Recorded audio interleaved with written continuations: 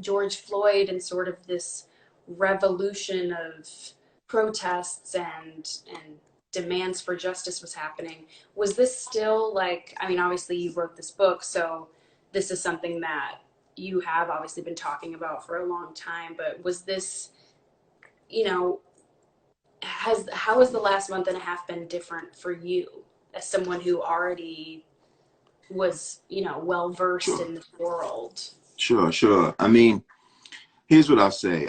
In terms of me, in terms of what's different, not much, right? So for me, it's a little more. This is a perennial issue in my life. It's something that I've had to live with my entire life. My you know, Black people are often raised in not all of us, because we're all very different as well. We're a polyolithic group of people, but many of us are raised in households where we are educated, or at least we're giving some semblance of what the world might look like for us. Because if we're not given that information, then our lives are in danger, right? So I grew up with a mother who was very much like, listen, I need to arm you with some information about the world, because the world will not understand you. So you better understand it, right? So what I'm looking at right now, um, it's just a final straw. It feels like a final straw, right? Like these sort of instances are happening in my neighborhoods. Were happening in my neighborhood my whole life. I had my own experiences with police officers as a 16, 15, 16, 17-year-old. My family, my friends, my cousins, right? This is always the topic of conversation in my community, Yeah. because it has to be, right? And so what I'm hoping, honestly, Lily, and I do appreciate what you're saying, but what I'm hoping is that the internet and social media and even marches sometimes will convince us that half love is whole love. And what I mean is, this is the beginning of a thing. But Yeah. but we have to make sure that we acknowledge that it's just the beginning of a thing. If not, then what will happen is all the people who feel motivated right now will eventually go back to their comfortable lives, where they still don't ever have to touch it, where they still can close their doors to it. When school starts up and we all go back to work and all this, that, and the third, it's going to take a different kind of effort to stay engaged with the work of anti-racism. And if that effort isn't there, then all of this is pomp and circumstance and wonderful things for us to sort of pat ourselves on the back for right now. But Black people are still going to die, and that is the truth. It's a harsh truth, but it is a truth. Yeah, no, it's 100% true. It's, you know, this is a movement right now, but it's also, and I've, you know, this term has been said 100 times. It's a marathon, not a sprint, and that Hmm. people need to be still continuing to educate themselves. It's not enough to look at an Instagram post every day and be like, oh, okay, you know, that's good information, and then move along. It's like we need to keep coming up with resources, and you know, I'm still talking to people that I've done lives with and kind of still having an open conversation where I'm like, you know, how's it going for you now? Like, let's talk about what's going on in your life right now. What's you know, what's changed, and how do you feel now? What do you want to share with the world now? And I think it's a matter of wanting to learn. You should want to learn about this. Absolutely. I have my eyes have been opened the Hmm. past month, and it feels shameful. Like, I feel ashamed of the fact that I'm 23 and just now realizing that I'm living in a very racist society, Yeah. which I I obviously knew racism was there and that it existed. I had no idea how day to day racism was existing in our country and in the Right. world. And And so, how would you know? right. Like, that's like the biggest hoax of racism, right? Is that it has a way of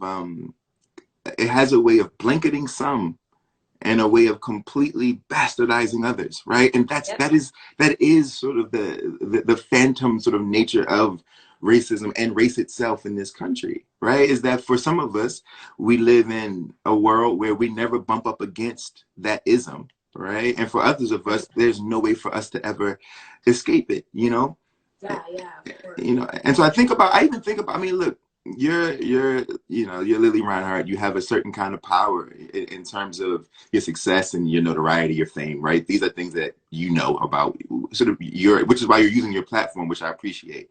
It's one of those things, though, that there's going to come a day, Lily, that you're going to walk into a writer's room or on set, and you're going to have to say the hard thing, right? And that's so, like, all of this is preparation, and we have to think about these, the sort of informing oneself and taking on this information as sort of as armament, right? We're arming ourselves to prepare to do to do something that may be uncomfortable and difficult to do something, right? Like, and if that means that Lily Reinhart walks into a room and says, look, I'm on this gig, I'm going to make this movie, but we need to have a discussion about why the writer's room is all white.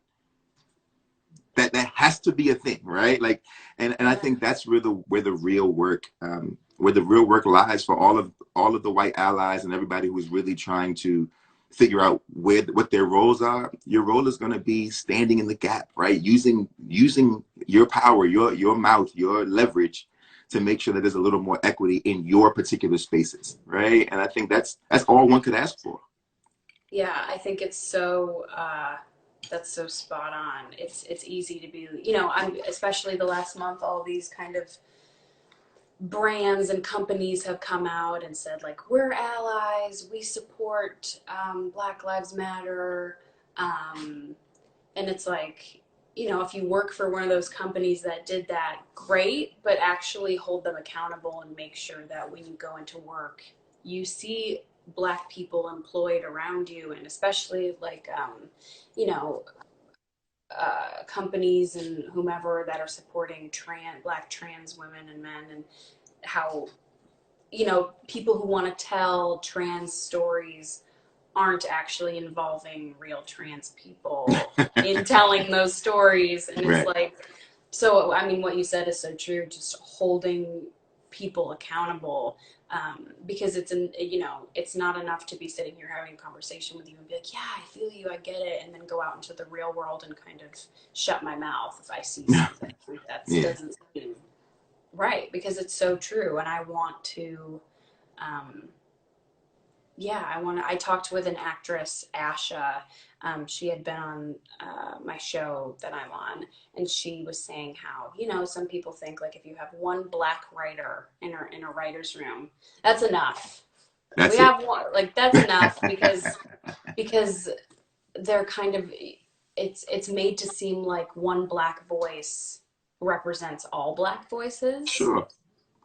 and that's obviously not true. Like checking And the box.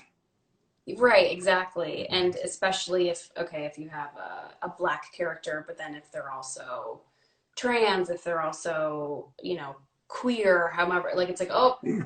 two birds with one stone. It's like, we can't obviously look at that way. This is not what the world looks like. Like, our world is very colorful and it's very mixed. And Absolutely. sometimes it's not. Sometimes you're in an environment where it's a lot of white people, and that's fine. That's fine. Yeah. But, that can be realistic depending on what you're showing. But it's also important that when you're telling a Black story, you're not just, like, obviously using one Black voice. No, And no.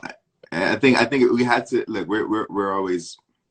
It's a complicated thing, right? We're always fighting for equity. We're fighting for space at the table. There's always this fear that if we are first of all, we talk about diversity and inclusion, but there isn't much inclusivity. There's a lot people are working on diversity. So just because you have a black voice at the table doesn't mean that Black voice has power, right? right, So if the Black voice doesn't have power, then then it's just you saying you use that Black person as a scapegoat when people say